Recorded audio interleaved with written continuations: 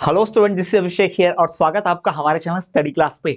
तो स्टूडेंट, जैसा कि आप सबने थंबनेल में देख लिया होगा कि इस वीडियो लेक्चर में हम बात करेंगे एमपीडीएलएड का प्रथम वर्ष का विषय जिसका नाम है समसामयिक भारतीय समाज में शिक्षा। जी हाँ, यह विषय समसामयिक भारतीय समाज में शिक्षा, जिसकी इकाई 2 की आज हम बात करने वाले हैं। इसके पहले ऑलरेडी इकाई 1 की वीडियो हम ला चुके हैं। अगर आपने नहीं देखी, प्लेलिस्ट चेक कीजिएगा। अन्य विषयों की वीडियो भी आ चुकी है, वो भी आपने नहीं देखी है तो वो भी पढ़ लीजिएगा, प्लेलिस्ट में मिल जाएगी आपको। ठीक है, तो आज हम समसामयिक भारतीय समाज में शिक्षा की इकाई 2 जिसका नाम है समाज व साले शिक्षा का परिप्रेक्ष्य। जी हाँ, हमारी इकाई 2 यूनिट 2 जिसका नाम है समाज व साले शिक्षा का परिप्रेक्ष्य, यह विषय हमारे एमपीडीएलएड का प्रथम वर्ष का विषय क्या समसामयिक भारतीय समाज में शिक्षा, इस विषय की इकाई 2 है। तो इसी की हम चर्चा करेंगे। मैं आपको बता दूं पहले ही कि वीडियो में क्या क्या मिलेगा आपको इस वीडियो लेक्चर में। इस वीडियो लेक्चर में आपको मिलेगा डीएलएड की पहली की परीक्षाओं में पूछे गए प्रश्नों के सही उत्तर जो पहले परीक्षाओं में आ चुके हैं, इंपॉर्टेंट क्वेश्चंस। साथ ही साथ इस पूरी इकाई का ब्लूप्रिंट यानी अंक योजना, किस इकाई से कितने अंकों के प्रश्न कौन कौन से आते हैं, पूरा बता दूंगा मैं आपको। साथ ही साथ आने वाले डीएलएड की परीक्षा के लिए संभावित जो प्रश्न हो सकते हैं, जो महत्वपूर्ण है, जो परीक्षा में आ सकते हैं, उन प्रश्नों को भी यहां पर मैं शामिल करूंगा। उसके उत्तर भी हम डिटेल में पॉइंट वाइज देखेंगे कैसे लिखने होते हैं। ठीक है, तो वीडियो बहुत इंपॉर्टेंट है। चलिए बिना किसी देरी के शुरू करते हैं और बात कर लेते हैं इस विषय की। तो ये जो इकाई 2 है जिसका नाम है समाज व साले शिक्षा का परिप्रेक्ष्य, इस इकाई 2 पर जो कुल अंक आवंटित है वो है भाई 15। जी हाँ, टोटल मार्क जो अलॉटेड हैं, यानी अगर हम इसके ब्लूप्रिंट की बात करें, यानी इसके अंक योजना की बात करें, तो भाई इसकी ब्लूप्रिंट के हिसाब से इस पर टोटल अंक आवंटित कितने हैं? 12। जी हाँ, टोटल अंक कितने मिलेंगे यहाँ पर? माफ कीजिएगा, 15 मार्क्स, 15 मार्क्स मिल सकते हैं मात्र एक इकाई पढ़कर। यानी इस एक वीडियो लेक्चर को देखकर आप 15 अंक हासिल कर सकते हो। साथ ही साथ मैं बता दूं कि इसमें भाई प्रश्न कैसे आएंगे, तो वस्तुनिष्ठ प्रश्न आएंगे 3, यानी एक एक नंबर वाले कितने प्रश्न आएंगे? 3। फिर 2 अंकों के कितने प्रश्न आएंगे? 2, यानी वेरी शॉर्ट जो अति लघु उत्तरीय होते हैं, 30-30 शब्द में जिनका उत्तर लिखना होता है। 3 अंक का आएगा एक प्रश्न। फिर आएगा 5 अंक का एक प्रश्न। जी हाँ, ये इतना आपको मिलेगा। ये सब, ये पूरे अंक विभाजन है, इस तरह से प्रश्न बटे रहते हैं इस पूरी इकाई के। ठीक है, दूसरी इकाई के। चलिए, तो ये हो गए ब्लूप्रिंट की बात। अब आगे बढ़ चलते हैं अपने हम वीडियो लेक्चर पर आते हैं, इंपॉर्टेंट प्रश्न उत्तर पर। लेकिन उससे पहले बता दूं, अगर आप एमपीडीएड की परीक्षा देने वाले हैं और आप 90+% स्कोर करना चाहते हैं और आप कहीं और भटकना नहीं चाहते कि एक ही स्थान पर आपकी पूरी पढ़ाई हो जाए, यानी कि आपके नोट्स, आपकी प्रिंटेड नोट्स, प्रश्न उत्तर, PYQs, video lecture, marathon lecture, live classes, ये सब कुछ आपको मिल जाए, तो ये एक कोर्स में आपको मिल सकता है एमपीडीएलएड का, मध्य प्रदेश का डीएलएड का कोर्स। जी हाँ, हमारी इस एक कोर्स में आपको सब कुछ मिल जाएगा। इस कोर्स से ही आपकी 100% तैयारी हो जाएगी आने वाली डेट की परीक्षा 2026 के लिए। इस कोर्स में आपको मिलेगा क्या क्या? हर विषय का, हर इकाई का डिटेल नोट्स, हर विषय का, हर इकाई का शॉर्ट नोट्स, हर विषय का, हर इकाई का हैंड रिटन नोट्स, हाथों से हस्तलिखित नोट्स, हर विषय का, हर इकाई का एक्सक्लूसिव प्रश्न उत्तर भी मिलेगा। साथ ही साथ recorded video lecture, marathon lecture भी आपको मिलेंगे सिर्फ एक ही कोर्स के अंदर। कोर्स परचेस करना बहुत आसान, वीडियो के डिस्क्रिप्शन हमारे ऐप की लिंक है, ऐप डाउनलोड करके आप कोर्स परचेस कर सकते हो सीधा। और इस वक्त चल रहा है 33% का ऑफ। जी हाँ, 33% का ऑफ इस वक्त चल रहा है। अगर आप इस सीमित समय के लिए है, इसका लाभ उठाना चाहते हो तो फटाफट कोड परचेस कर लें। किसी कूपन कोड की जरूरत नहीं पड़ेगी, कोई कूपन कोड ना डाले, क्योंकि कूपन कोड से 10% ऑफ मिलता है और डायरेक्ट परचेस पर यहाँ पर अभी 33 का ऑफ चल रहा है ऑफर की वजह से, तो ये ऑफर मिल जाएगा आपको। तो कोर्स परचेस करना बहुत आसान है, जैसा मैंने बताया। वीडियो के डिस्क्रिप्शन में हमारे ऐप की लिंक है, ऐप डाउनलोड करेंगे और सीधा कोर्स परचेस कर लेंगे। चलिए आगे बढ़ते हैं और आते हैं अपने सबसे महत्वपूर्ण टॉपिक के ऊपर में से एक, उसमें से सबसे इंपॉर्टेंट टॉपिक जो पहला हम आपके सामने लेकर आए हैं, वर्तमान में शिक्षा को प्रभावित करने वाले कारकों को समझाइए। यह पीवाईक्यू है, प्रीवियस ईयर क्वेश्चन है। जी हाँ, ये पहले पूछ चुका परीक्षाओं में। साथ ही साथ ये बार बार रिपीटेड क्वेश्चन में से एक है। जी हाँ, ये मोस्ट रिपीटेड क्वेश्चंस, यानी कि बार बार जो क्वेश्चन दोहराए जाते हैं डेट की परीक्षा में, यानी इस साल पूछा तो अगले साल पूछा, बार बार पूछते ही रहता है ऐसे प्रश्न। ये उन प्रश्नों में से एक है जो बार बार दोहराए जाते हैं। ठीक है, तो इनके बेसिस पे घुमा फिरा के कई सवाल पूछता है, तो ये आपको पता होना चाहिए। अभी आप देखोगे तो कि वर्तमान में शिक्षा को प्रभावित करने वाले कारक लिखा है। अब मैंने यहाँ पर उन कारकों के नाम भी लिख दिए, पर परीक्षा में कई बार अगर 5 नंबर के लिए आ गया, मान लीजिए यही प्रश्न, तो सिर्फ ये नाम लिखने से मार्क्स मिल जाएंगे क्या? नहीं मिलेंगे। आपने ये लिखा पॉइंट, फिर इसमें डैश देके थ्योरी एक्सप्लेन कीजिए 2-3 लाइन की, फिर ये पॉइंट लिखा, फिर उसको एक्सप्लेन कीजिए। अब एक्सप्लेन क्या करना है, कैसे करना है, अभी बता दूंगा मैं आपको। अगर 2 मार्क्स के लिए आया तो इतना लिख दिया, ठीक है, 3 नंबर के लिए आया तो इतना लिख दिया, और 4 या 5 नंबर के लिए आया तो इसको थोड़ा थोड़ा डिटेल में बताना ही पड़ेगा, 2-2 लाइन। तो इस प्रकार से लिखा जाता है। अभी हम बात करेंगे लॉन्ग कैसे बनाना है, इसको शॉर्ट को याद इतना करना है। ठीक है, पूरा नहीं रटना है, पूरा थ्योरी नहीं रटनी है, इतना याद करना है और उसके बाद इसी के आधार पर बाकी उत्तर लिखने हैं। बताऊंगा, अभी बताऊंगा पॉइंट वाइज। ठीक है, तो समझ में आ रहा है आपको कि उत्तर देने कैसे तो एक्चुअल में।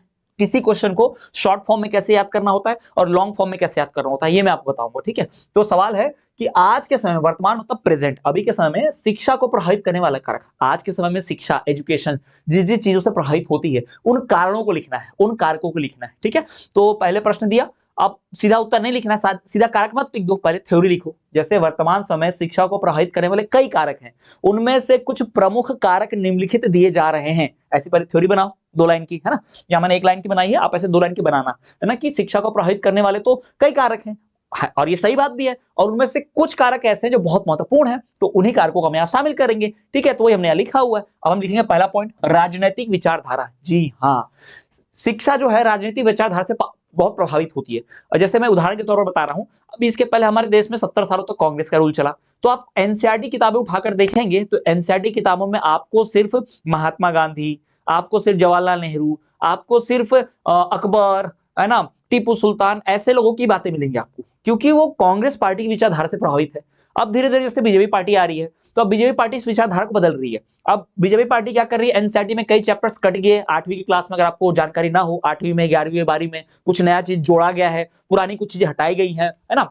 अक्सर जो पार्टी होती है अपनी विचारधारा जो किताबों में डालने की कोशिश करती है। जैसे आप खुद भी सोचिए, जैसे मैं डीएलएड पढ़ा रहा हूं, तो मेरी एक अलग सोच है, कोई और टीचर पढ़ाएगा उसकी अलग सोच होगी, कोई गलत नहीं है, वो भी गलत नहीं है, क्योंकि हर किसी की अपनी विचारधारा होती है, और जो भी कोई काम करता है अपनी सोच, अपनी विचारधारा से प्रभावित होता है। अगर विचारधारा नहीं होगी तो महान कार्य कैसे होंगे? भाई टीचर बनने सब निकलते हैं, क्या सबको कामयाबी मिलती है? नहीं।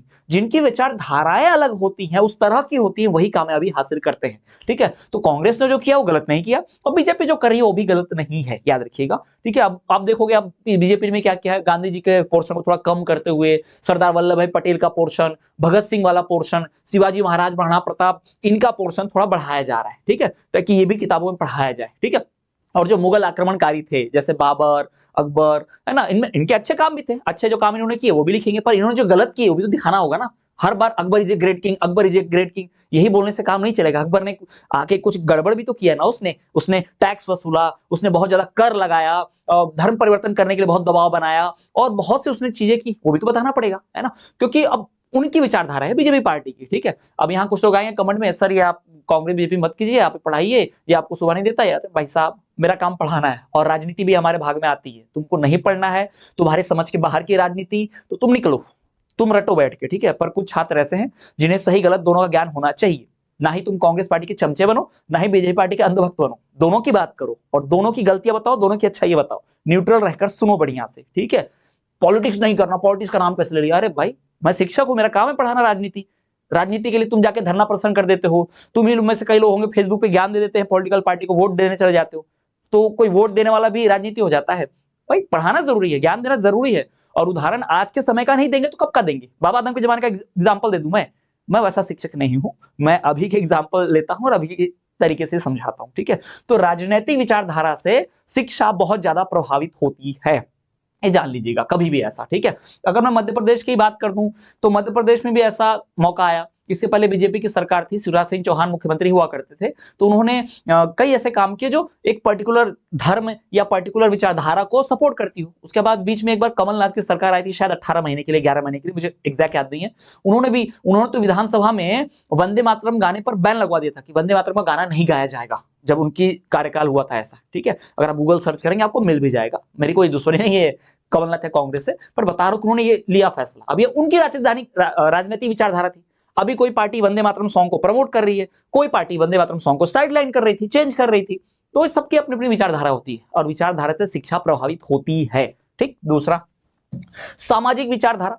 भाई समाज में जो लोग सोचते हैं, समाज की जो आइडियोलॉजी होती है, समाज में जो विचार चलते हैं, उससे भी शिक्षा प्रभावित होती है। अभी समाज में सबकी विचारधारा क्या है कि अभी सरकारी नौकरी, है ना, अभी समाज में विचारधारा क्या है कि भाई आईआईटी, जेईई, नीट, यूपीएससी, इसी का तो विचारधारा चल रहा है, तो इसी की कोचिंग, इसी की किताबें, इसी के यूट्यूब चैनल्स, इसी के कोर्स पढ़ाने वाले टीचर्स टॉप कर रहे हैं। अभी मुझे बताइए, आईआईटी, जेईई, नीट और यूपीएससी, है ना, अगर ये छोड़ दिया जाए तो इसके अलावा फेमस टीचर आपको कौन से मिलेंगे यूट्यूब पर? बहुत रेयर है ना, क्योंकि भाई यही डिमांड में चल रहा है, और यही पढ़ाने से फेमस होंगे, और इसी की डिमांड है, यही कमाने से पैसा भी आएगा। ठीक है ना, मुझे बताया डीएलएड पढ़ाने से कौन ही फेमस होता है? डीएलएड पढ़ाने से कौन ही, अगर जितने मैंने वीडियोस बनाए हैं, 1000 से ज्यादा वीडियोस बना चुका हूं चैनल पर, अगर 1000 मैंने कॉमेडी, प्रैंक, या कांग्रेस के फेवर में या बीजेपी के फेवर में ये 1000 वीडियोस मैंने कुछ और तरीके के बनाए होते, तो आपको क्या लगता है ये चैनल पे सिर्फ ये अभी जो 1.25 लाख 1.5 लाख सब्सक्राइबर दिख रहे हैं बस इतने ही होते, मिलियन से पहुंच जाते, है ना? तो जो चीज ट्रेंडिंग में नहीं है, डीएलएड ज्यादा लोग करना नहीं चाहते, डीएलएड कोई पढ़ाना नहीं चाहता, तो डीएलएड पढ़ के कोई डीएलएड के क्षेत्र में काम नहीं करना चाहता, इसलिए ये चीज फेमस नहीं है। ठीक है, वही तो याद रखिएगा, समाज की विचारधारा भी बहुत मायने रखती है। ठीक है, सामाजिक विचारधारा भी बहुत मायने रखती है, जिससे शिक्षा प्रभावित होती है। तीसरा, आर्थिक दशाएं। अभी आपने देखा होगा बजट में, हमारे बजट में क्या हुआ, सरकार ने रील कंटेंट बनाने के लिए, रील बनाने के लिए, यानी कि ऑनलाइन डिजिटल वीडियोस रिकॉर्ड करने के लिए, रील रिकॉर्ड करने के लिए ना, पता है आपको, सरकार ने बजट में प्रावधान लाया है कि बड़े बड़े स्कूलों में, केंद्रीय स्कूलों में कई जगहों पर एक अलग से रील बनाना, कंटेंट बनाना एक सब्जेक्ट की तरह पढ़ाया जाएगा, एक प्रैक्टिकल की तरह कराया जाएगा। तो ये किससे प्रभावित है? आज के समाज से। हर कोई रील शॉर्ट बना रहा है, तो फिर सरकार भी प्रभावित हो गई और सरकार ने उसके लिए बजट भी ला दिया अलग से। ये है भाई, ये हुआ है, तो शिक्षा प्रभावित तो होती ही है। ठीक है, फिर आर्थिक दशाएं। अगर किसी की आर्थिक दशा ऐसी है कि सबके पास अच्छा खासा पैसा है, ठीक है, समाज में सबकी कमाई बढ़ रही है, तो शिक्षा का स्तर बढ़ेगा, सुधरेगा। अगर मान लो आर्थिक दशा ठीक नहीं है, तो कौन अपने बच्चों को कॉम्पिटिटिव एग्जाम में कोचिंग कराएगा? सब अपने बच्चों को 11वीं पास कराएंगे, नॉर्मल कॉलेज करवाएंगे। ठीक है, तो आर्थिक दशा भी डिपेंड करती है शिक्षा। भाई पैसे से तो एकदम ही शिक्षा डायरेक्ट कनेक्टेड है, ये तो प्रभावित करते ही करती है। फिर है तकनीकी उन्नति, टेक्नोलॉजिकल डेवलपमेंट, यानी हमारे पास अगर तकनीक अच्छी है तो उससे पढ़ाई बहुत अच्छी हो जाती है। एग्जाम्पल, अभी आप इंटरनेट, अभी आप मोबाइल फोन, इस स्मार्ट बोर्ड डिजिटल पैनल की मदद से पढ़ रहे हो, कैसे पढ़ पा रहे हो? तकनीक से ना। अगर ये तकनीक नहीं होती, अभी खुद ही मैं आज से 2 साल पहले, आज से 2-3 साल पहले मैं व्हाइट बोर्ड पे वीडियो बनाता था। ठीक है, तो अभी मेरे चैनल पे आप जाकर देखेंगे उन वीडियो की क्वालिटी और अभी जो वीडियो बना रहा हूं उसकी क्वालिटी, तब मेरे पढ़ाने समझाने की क्वालिटी, अब पढ़ाने और समझाने की क्वालिटी में बहुत अंतर आया है, डेवलपमेंट हुआ है। क्योंकि अब मुझे बार बार बोर्ड पे, पहले व्हाइट बोर्ड था तो पहले लिखो, पहले हाथ से सब लिखो, उसके बाद फिर पूरा मिटाओ, फिर वीडियो रोको, फिर लिखो, फिर चालू करो वीडियो, फिर मिटाओ, फिर लिखो, इतना तामझाम करना होता था। पर अब नहीं, अब ज्यादा हो गया है। ठीक है, पर डे में 2-3 वीडियो आ सकते हैं, पर डे में वीडियो की क्वालिटी बढ़ गई है। व्हाइट बोर्ड रहता था तो बच्चों को पढ़ने में आंखों में व्हाइट रोशनी चुभती थी मोबाइल से, इसलिए मैंने ब्लैक स्क्रीन किया हुआ है कि ब्लैक रहेगा तो आंखों में नहीं चुभेगी। तो शिक्षा का स्तर बढ़ रहा है ना, सुधर रहा है ना। तो जो तकनीक होती है, टेक्नोलॉजी जो बढ़ती है, उससे शिक्षा प्रभावित होती है। फिर प्राकृतिक दशाएं।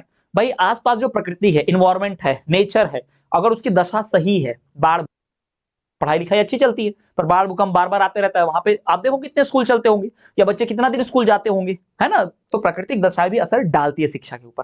क्लियर है, समझ में आ गया? तो मैंने जो समझाया राजनीति विचारधारा, डैश देख के वही आपको लिख देना थ्योरी। जो उदाहरण भी लिख सकते हो, जो मैंने कांग्रेस बीजेपी का बताया, पढ़ाई लिखाई का एनसीईआरटी में नए चैप्टर डालना, पुराने चैप्टर हटाना, ये लिख दो थ्योरी में, मिलेंगे पूरे पूरे नंबर। ठीक, चलिए आगे बढ़ते हैं। अगला प्रश्न कि भाई समाज से क्या तात्पर्य है? What do you mean by society, है ना? समाज से आप क्या समझते हो? फिर समाज की प्रमुख 2 आवश्यकताओं को लिखिए। समाज की 2 आवश्यकताएं क्या होती है? पहली बात तो समाज क्या है और समाज की जरूरत क्या होती है, आवश्यकता क्या होती है, वो बतलाइए। 2 टुकड़ों में प्रश्न है, तो अब देखिएगा जब प्रश्न 2 टुकड़े में आए तो उत्तर भी 2 टुकड़े में लिखो। कुछ लोग क्या करते हैं कि पूरा लिखा उसी में मिला के लिख दिया, नहीं भाई, 2 प्रॉपर पैराग्राफ। जब प्रश्न 2 टुकड़ों में पूछा है ऐसे, तो आप भी तो दिखाओ ना 2 टुकड़ों में मैंने उत्तर लिखा है, तभी तो सामने वाला जो चेक करेगा वो ये देख पाएगा कि भाई कैसे आधे टुकड़े में अलग लिखा हुआ, आधे प्रश्न का उत्तर अलग लिखा, तभी तो नंबर देगा। क्योंकि ऐसे प्रश्न, जैसे ये प्रश्न है, ठीक है, कि समाज से क्या तात्पर्य है, समाज की प्रमुख 2 विशेषताओं को लिखिए। अगर ये प्रश्न 3 अंक का होता, मालूम है, ये प्रश्न अगर 3 अंक का होता, 3 मार्क्स का होता ये प्रश्न, तो मालूम है कैसा होता? ये जो समाज से क्या तात्पर्य है, इसके ऊपर मालूम है 1 मार्क्स अलॉटेड होते। ठीक है, 1 मार्क्स, और ये जो पार्ट है कि 2 विशेषता, मतलब इस पे 2 नंबर, क्योंकि 2 विशेषता है, तो इस प्रकार से बटा होता। तो जो लोग इसको क्या करेंगे, लोग समाज से क्या तात्पर्य उसको बहुत सारा लिख देंगे और इसको आवश्यकता को छोटा सा लिखेंगे, नंबर मिलेंगे क्या? नहीं, क्योंकि दूसरे पार्ट पर 2 भाग 2 मार्क्स और इस पे 1 मार्क्स पे। तो इस तरह से डिवाइड रहते हैं क्वेश्चंस पे, मार्किंग भी याद रखिएगा। कुछ लोगों को क्या होता है, समाज के बारे में ज्यादा पता है तो क्या करेंगे, पर समाज से क्या तात्पर्य है, परिभाषा बतानी है, तो इस पे तो 1 ही मार्क्स अलॉट रहेगा। यहां पर 2 आवश्यकताएं बतानी है समाज की, यानी 2 आवश्यकताएं, यानी कि 2 मार्क्स का। यानी अगर 3 अंक का प्रश्न है तो पहले वाले हिस्से पे 1 नंबर, दूसरे वाले हिस्से पे 2 नंबर, ऐसा, क्योंकि जो बड़ा रहता है उस पर ज्यादा डिवाइड। ठीक है, यहाँ पर 2 आवश्यकता इससे 2 मार्क्स, और यहाँ पे 1 ही परिभाषा इसलिए 1 मार्क्स, तो 1+2 ऐसा डिवीजन हो गया इसका मार्किंग का। ठीक है, अब कुछ लोग क्या करेंगे, जिनको आवश्यकता के बारे में नहीं पता होता, वो क्या करते हैं, समाज की परिभाषा के बारे में ढेर सारा लिख देते हैं। अब मुझे बताइए, समाज की परिभाषा के बारे में अगर ढेर सारा लिख दोगे, लेकिन ये वाला तो पूछा नहीं, तो इसमें के 2 नंबर कटेंगे। ऐसा नहीं है कि आंसर बड़ा दिखाने से, उत्तर को बड़ा दिखाने से, ढेर सारा लिख देने से नंबर मिल जाएगा। सटीक जवाब देने से, जिनका बड़े में पूछा है बड़े में जवाब देने से, जिनका छोटे में पूछा है छोटे में जवाब देने से, अंक विभाजन के हिसाब से उत्तर देना होता है, ध्यान रखिएगा, तभी नंबर मिलते हैं। क्लियर है? ठीक। तो अब बात कर लेते हैं कि समाज आखिर है क्या। देखो, समाज को अगर हम सिंपल शब्दों में बात कहें, साधारण अर्थ में बोले तो साधारण अर्थ में समाज जो तात्पर्य क्या है, व्यक्तियों का समूह के लिए किया जाता है। समाज क्या है, व्यक्तियों का समूह यानी ग्रुप ऑफ पीपल। ठीक है, कुछ व्यक्ति जो आपस में सहमत होके, आपसी सहमति के साथ एक दूसरे के साथ रहना, एक दूसरे के आसपास त्योहार मनाना, संस्कृति ये सब फॉलो करना, है ना, एक भाषा में बातचीत करना, एक साथ रहना, समाज के क्रियाकलाप करना, डेली एक्टिविटीज करना, इन सब के लिए आपस में एग्री करते हैं, सहमत होते हैं, तो समाज बनता है। ठीक है, ये ध्यान रखिएगा। ठीक है, इसमें समाज शास्त्रीय अर्थों में व्यक्तियों के बीच जो सामाजिक संबंध पाए जाते हैं, है ना, अगर हम समाज शास्त्रियों के द्वारा बात करें, जो सोसाइटी के बारे में स्टडी की हुई, पढ़ाई लिखाई की हुई है, उनकी बात करें तो समाज शास्त्रियों ने कहा है कि व्यक्तियों के बीच जो परस्पर संबंध होते हैं ना, उससे ही समाज का निर्माण होता है। लेकिन सामान्य साधारण शब्दों में बोलेंगे तो समाज का मतलब है व्यक्तियों का समूह, ग्रुप ऑफ पीपल, उसे ही समाज कहेंगे। अब समाज की दो आवश्यकताओं की बात कर लेते हैं, समाज की आवश्यकता की बात कर लेते हैं। ठीक है, पहला, सामाजिक नियमों के लिए समाज की आवश्यकता होती है। भाई, किस तरह से नियम, शादी का नियम, विवाह का नियम, मृत्यु का नियम, मृत्यु का मतलब मरने का नियम नहीं है, पर मरने के पश्चात जो श्राद्ध होता है, जो तौर तरीके होते हैं, उसका नियम की बात कर रहा हूं। जन्म का नियम, बहुत सारी ऐसी चीजें रहती है ना, तो समाज में रहने के लिए समाज के नियम की आवश्यकता होती है। दूसरा, फिर संबंधों को बनाए रखने के लिए समाज आवश्यक है। हमारे आपस में संबंध बने रहे, इसलिए समाज चाहिए। अगर हम जंगल में रहेंगे और अकेले रहेंगे तो क्या संबंध होगा, पर अगर हम एक मोहल्ले में रहेंगे और एक दूसरे के त्योहार में एक दूसरे के घर जाएंगे, एक दूसरे की शादी में शरीक होंगे, हम किसी की शादी में जाएंगे तो हमारे यहाँ क्यों आएगा भाई, है ना, तो हम सबको जाना पड़ेगा। तो हर कोई किसी किसी अपने अपने काम से मतलब रखने लग जाए तो फिर कौन शरीक होगा किसी के, कब कौन किसको सहयोग देगा, कब किसके दुख सुख में शामिल होगा, नहीं होगा ना। इसलिए संबंधों को बनाने के लिए भी समाज की आवश्यकता होती है। फिर दो ही पूछा पर हम चार लिख रहे हैं। सामाजिक औपचारिकताओं के लिए समाज आवश्यक है। समाज में जो फॉर्मेलिटी करनी होती है, जो औपचारिकताएं करनी होती है ना, वो भी जैसे एक दूसरे घर जाना, त्योहार में मिठाई का डब्बा कर देना, घर में पूजा हो तो प्रसाद पूरे मोहल्ले में बांट देना, ये सारी चीजें होती है ना। फिर समूह विभाजन, मानव व्यवहार के नियंत्रण और स्वतंत्रता के लिए भी समाज की जरूरी है ना। समाज समूह बढ़ सके, महिला का समूह, पुरुष का समूह, बच्चों का समूह, बड़ों का समूह, बुजुर्गों का समूह। देखना, आप देखना गांव में किसी एक चौराहे पर कहीं जगह पर सारे गांव के बूढ़े बूढ़े लोग मिलते हैं, सुबह सुबह बूढ़े लोग अपने बूढ़ों के साथ शहर पे निकलते हैं, बच्चे एक अलग से इलाके में खेलते रहते हैं ग्राउंड पर, है ना, आपने देखा होगा, महिलाएं अलग से बैठ के किट्टी पार्टी करती हैं, है ना। तो ये चीजें समूह बना हुआ है, तो ये समाज इसलिए जरूरी है। नहीं होगा तो फिर किट्टी पार्टी कहाँ करेंगे, बच्चे खेलेंगे कहाँ, जब सब अलग अलग रहेंगे तो किसकी शादी में जाएंगे भाई। तो ये समाज इसलिए आवश्यक है। क्लियर है, समझ गया, चलिए आगे बढ़े। अगला देखिए भाई, वर्तमान में शिक्षा को प्रभावित करने वाले कारकों को समझाइए। जो अभी हमने प्रश्न देखा था वही प्रश्न यहाँ पर रिपीट हो रहा है, तो ध्यान रख लीजिएगा कैसे लिखना है, क्या लिखना है। शॉर्ट में पूछेगा तो कैसे और लॉन्ग में पूछे तो कैसे। तो समाज में शिक्षा को प्रभावित करने वाले जो कारक हैं, ठीक है, वो यहाँ निम्नलिखित दिए जा रहे हैं। पहला तो राजनीतिक विचार, जो हमने जस्ट अभी पढ़ा था, सामाजिक विचार, आर्थिक दशाएं, तकनीकी उन्नति और प्राकृतिक दशा, ये सब वो चीजें हैं जो समाज में आज के समय में शिक्षा को प्रभावित करती हैं, जिससे एजुकेशन, शिक्षा पर फर्क पड़ता है, असर पड़ता है। क्लियर, चलिए आगे बढ़े।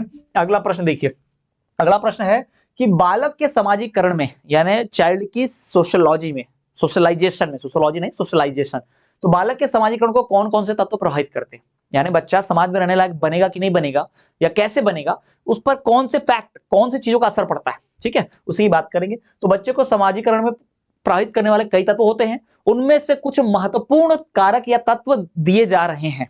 पहले थ्योरी लिख ली, ठीक है, बालक के सामाजिकरण में प्रभावित करने वाले कारक लिख लिए तत्व। नंबर एक, परिवार। जी हाँ, बच्चे के सामाजिकरण में सबसे जरूरी जो प्रभाव डालता है परिवार, यानी बच्चा परिवार में जिस तरह के लोगों के साथ रहता है, यानी जैसा परिवार है बच्चे का वैसी भाषा, है ना। बच्चा ऐसा तो नहीं है घर में चल रही है मदर टंग हिंदी और लड़का अचानक से इंग्लिश बोलना सीख गया, ये पॉसिबल हो सकता है क्या, नहीं हो सकता। तो बच्चे का सामाजिकरण होता है परिवार से शुरू। सबसे पहला जो मुख्य तत्व है समाज है, परिवार है बच्चे का समाज के लिए। तो बालक के परिवार में जैसे लोग होंगे, मान लीजिए बालक के परिवार में सारे लोग एकदम दबंग जैसे हैं, किसी से डरते नहीं बात करने में, सामने से बात करते हैं, हंसमुख होते हैं, बच्चा भी वैसा ही बनेगा। पर अगर बच्चा का क्या होगा, परिवार में सब लोग चुप चुप रहते हैं, इंट्रोवर्ट है, संकुचित लोग हैं, अपने से काम रखते हैं, किसी से मतलब नहीं, ज्यादा बोलते हैं, तो बच्चा भी कैसा होगा, अधिक चांस है कि बच्चा भी वैसा ही बनेगा। ठीक है, तो बालक के परिवार में अगर संकुचित विचारधारा के व्यक्ति रहते हैं, संकुचित सोच, छोटी सोच, नैरो माइंडेड पीपल, तो बालक का स्वभाव भी संकुचित विचारधारा वाला होगा। पर अगर माता पिता ही समाज सेवा करते हैं, माता पिता सबके लिए काम करते हैं और पूरा परिवार ही जो होगा दूसरों की भलाई करता है, तो आने वाली जनरेशन भी कैसी होगी, वैसी ही बनेगी, है ना। फिर दूसरा साला, परिवार के बाद जो दूसरा सबसे ज्यादा प्रभाव डालता है बच्चे के ऊपर ना, वो होता है स्कूल। शाला। जी हाँ, क्योंकि स्कूल भी एक छोटा अपने आप में समाज का रूप है, क्योंकि स्कूल में तरह तरह के लोग, तरह तरह की जाति, तरह तरह के धर्म, तरह तरह की भाषा, तरह तरह का व्यवहार, ये सब मिलेंगे आपको, लड़का लड़की सब मिल जाते हैं। तो स्कूल में टीचर को भी देखता है बच्चा, है ना। तो स्कूल में वो पढ़ाने वाले जो ज्यादा सैलरी लेते हैं वो टीचर को भी देखता है, झाड़ू पोछा करने वाले, कम सैलरी लेने वाले, उन जो सर्वेंट्स होते काम करते, क्लर्क प्यून, उनको भी देखता है। तो बच्चों को सब चीज का ज्ञान मिलता है कि ज्यादा नहीं पढ़ोगे तो ऐसा मिलेगा, ज्यादा पढ़ोगे तो ऐसा प्रिंसिपल भी बन सकते हैं, और सबके साथ मिलना चाहिए, घुल मिल के रहना चाहिए, एक साथ मिलकर पढ़ते हैं, एक साथ मिलकर खाना खाते हैं, लंच करते हैं, खेलते हैं, और अलग अलग जाति धर्म के लोग रहते हैं, सबके साथ मिलकर रहना चाहिए। जब से बच्चों ने ज्यादा स्कूल जाना शुरू किया है, बच्चों ने ज्यादा साथ मिलकर बैठना उठना शुरू किया, आप देखोगे जातिवाद कम हुआ है। पहले के जमाने में पढ़ने नहीं मिलता था तो जातिवाद कितना था। आज देखो, आज लोगों ने पढ़ना शुरू कर दिया, एक दूसरे के साथ टिफिन शेयर करते हैं, साथ बैठते हैं, कहीं जाति का पता भी चलता है। हम अपने उस नालायक दोस्त को कितने साल से जानते हैं, हमको पता ही नहीं उसकी जाति क्या है। कई बार ऐसा होता है, हम अपने नालायक दोस्त की जाति ही नहीं जानते कि उसकी जाति क्या है। बस दोस्त है, अपने साथ आ रहा है, खेल रहा है, घूम रहा है, हम उसके साथ जा रहे घूम रहे, ना उसने जाति पूछी ना मैंने पूछी, है ना। फॉर्म भरते वक्त कहीं पर पता चल गया तो ठीक, अलग बात है, लेकिन हमको फर्क ही नहीं पड़ता, कोई जाति का भी हमारा दोस्त है तो दोस्त है, तो नालायक ही अपना दोस्त। ठीक। तीसरा, समाज। जी हाँ, बालक के समाजीकरण में समाज का भी बहुत महत्वपूर्ण प्रभाव पड़ता है, बहुत ज्यादा। बालक जिस तरह के समाज में रहेगा, बालक की विचारधारा भी वैसी बनेगी, क्योंकि बच्चे को पता है मुझे इसी समाज में रहना है तो इसी के लायक बनना पड़ेगा, बच्चा ये सोचता है ना। तो बालक जिस समाज में रहता है उसका अधिकांश वक्त उसी समाज में बीतता है, क्योंकि बच्चा घर में कब आएगा, सोने के लिए, खाने के लिए, बाकी टाइम वो स्कूल में है, खेलने के लिए बाहर है, दोस्तों के साथ समय बिताने के लिए बाहर है तो समाज में। समाज में अगर ऐसे लोग हैं जो गुंडे जैसे लोग हैं, बेईमानी वाले लोग हैं, छपरी जैसी बातें करते हैं, टपोरी जैसी बातें करते हैं, तो बच्चा क्या सीखेगा वही। पर वो समाज ऐसा हो जहां सब एक दूसरे की मदद करते हो, सारे लोग ईमानदार हों, बड़ों की रिस्पेक्ट होती हो, बताओ मुझे ऐसे समाज में बच्चा कैसा बनेगा, वो भी बिल्कुल ऐसा ही बनेगा ना, बिल्कुल जी। तो परिवार, शाला और समाज, इन तीनों का बच्चे के ऊपर बहुत प्रभाव पड़ता है। ठीक है, बालक के समाजीकरण में इन्हीं तीन चीजों का सबसे ज्यादा असर रहता है। क्लियर। चलिए आगे बढ़ते हैं, अगला प्रश्न देखिए। अगला हमारा प्रश्न है कि घर या फिर परिवार क्या होता है, उसकी परिभाषा दीजिए। घर क्या है, परिवार क्या है, उसकी परिभाषा, साथ ही साथ परिवार की आवश्यकता क्या होती है, परिवार क्या क्यों इंपॉर्टेंट है, महत्व क्या है परिवार का, वो भी हम समझेंगे। ठीक है, ये बहुत इंपॉर्टेंट है, ये भी बहुत रिपीटेड क्वेश्चन में से याद रखिएगा, इंपॉर्टेंट भी है, साथ ही साथ प्रीवियस ईयर क्वेश्चन पीवाईक्यू भी है, ध्यान रखिएगा। ठीक है, तो घर और परिवार की परिभाषा बतलाइए, ये बहुत बड़ा रिपीटेड क्वेश्चन में से बार बार ये दोहराया जाता है। ठीक है, परिवार किसे कहेंगे, घर किसे कहेंगे। देखो, घर वो स्थान है जहां बच्चा सबसे पहले सीखता है, यानी कि बालक का प्रथम विद्यालय ही घर है, या घर बालक का प्रथम विद्यालय होता है। या बच्चा सर्वप्रथम जो शिक्षा ग्रहण करता है, कहां से करता है, घर से। घर में देखो ना, बच्चा रहेगा, उसको अभी बोलना भी नहीं सीखा है, लेकिन माँ बाप बोलेंगे, बोलो बेटा पापा, बोलो पापा, बोलो apple A B C D, ढंग से बोलना ही नहीं सीखा पापा मम्मी, और आप उसको एबीसीडी सिखा रहे हो, पर सिखाया जाता है बेटा ऐसा नहीं करते, ऐसे पानी पीते हैं, बड़ों को दादाजी है ना, नमस्ते करो, फोन पर भी नमस्ते करो, ये भगवान जी है, भगवान जी जय करो, प्रसाद लो, हाथ रखो, है ना, हाथ धो के आओ। तो कितना अच्छे संस्कार सिखाए जाते, कहाँ सिखाए जाते, परिवार में। जी हाँ, तो परिवार वो जगह है जहां सर्वप्रथम शिक्षा मिलती है, सबसे पहले एजुकेशन मिलता है माँ बाप से, परिवारजनों से, बड़ों से। फिर परिवार ही वो जगह है जो बच्चे की तरफ पहला विद्यालय की तरह काम करता है। फर्स्ट स्कूल उसका जो होता है परिवार ही होता है, फर्स्ट टीचर मदर होती है, फादर होते हैं, है ना, हम जानते भी, सुना भी हो हम सबने। हो गया परिवार की परिभाषा वगैरह। अब बात कर लेते हैं कि परिवार की आवश्यकता क्या है, परिवार का महत्व क्या है। तो नंबर 1 थ्योरी लिख दो कि परिवार की आवश्यकता और महत्व को निम्नलिखित दिया जा रहा है। नंबर 1, परिवार बालक का पालन पोषण करता है, परिवार जो होता है बच्चे का पालन पोषण करता है। आप देखिएगा ज्यादा महत्व किसका, परिवार का। क्यों? क्योंकि देखो, आप यशोदा माता और देवकी माता दोनों को जानते हो। भगवान श्री कृष्ण को जन्म किसने दिया, यशोदा माता, देवकी माता ने। फिर भी कृष्ण भगवान का माता के रूप में अगर ज्यादा जाने जाती है तो यशोदा माता ही जाती है, उनकी वैल्यू बड़ी मानी जाती है। क्यों? क्योंकि भले उन्होंने जन्म ना दिया हो, लेकिन उन्होंने उनका लालन पालन पोषण किया, उन्होंने पाला, इसलिए यशोदा माता को ज्यादा वैल्यू मिलती है। ठीक है, तो जन्म देना काफी नहीं है, परिवार पालता है हमें, पालन पोषण करता है, सही गलत सिखाता है ना, हमारे नखरे उठाता है, तो परिवार सबसे जरूरी है ना। परिवार हमारा पालन पोषण करता है। दूसरा, वह उसको प्रारंभिक आश्रय देता है। शुरुआत के दिनों में जब हम अपना खुद का खाना नहीं बना सकते, खुद कमा नहीं सकते, खुद की जरूरतें खुद पूरी नहीं कर सकते, तो हमें आश्रय, हमें शरण स्थल, रहने की जगह कौन देता है, परिवार। ठीक, उसके बाद बालक की प्रारंभिक पाठशाला ही घर होता है। घर जो है प्रथम विद्यालय की तरह होता है, बच्चा सबसे पहले सीखना परिवार से ही चालू करता है। फिर परिवार उसको स्वाभाविक वातावरण, प्रेम, सहानुभूति प्रदान करता है, परिवार से उसको प्रेम प्राप्त होता है, सब उसका लाड प्यार करते हैं, छोटा बच्चे का हर कोई लाड प्यार करता है, उसकी सारी जिद पूरी होती है ना, सब उसके आगे पीछे घूमते, बच्चा कितना अच्छा लगता है उसको, सब मेरी बात मानते हैं। फिर जब बच्चा बड़ा होकर बाहर निकलता है थोड़ा, अरे यार यहाँ तो कोई मेरी बात ही नहीं मान रहा, मुझे तो कोई खाने का ही नहीं दे रहा, तब बच्चों को समझ में आता है, पहली बार दुनिया की कड़ी सच्चाई पता चलती है कि परिवार परिवार होता है, हर वक्त मम्मी पापा ही क्यों चाहिए होते हैं। ठीक? परिवार उसको स्वाभाविक वातावरण देता है। यह शिक्षा का सबसे प्राचीन साधन है। परिवार से ही शिक्षा प्राप्त होती है। सबसे पुराना शिक्षा हासिल करने का कोई अगर साधन और तरीका है तो क्या है, परिवार। परिवार से ही सबसे पहले पढ़ाई लिखाई जो है शुरू होती है हम सबकी। क्लियर है, समझ में आ गया आपको? तो भाई परिवार क्या है और परिवार की महत्व आवश्यकता क्या है। ओके, चलिए आगे बढ़ते हैं। तो स्टूडेंट्स ये थी हमारी दूसरी इकाई। ठीक है, ये हमारा डीएलएड का प्रथम वर्ष का दूसरी इकाई थी इस विषय का, समसामयिक भारतीय समाज में शिक्षा का।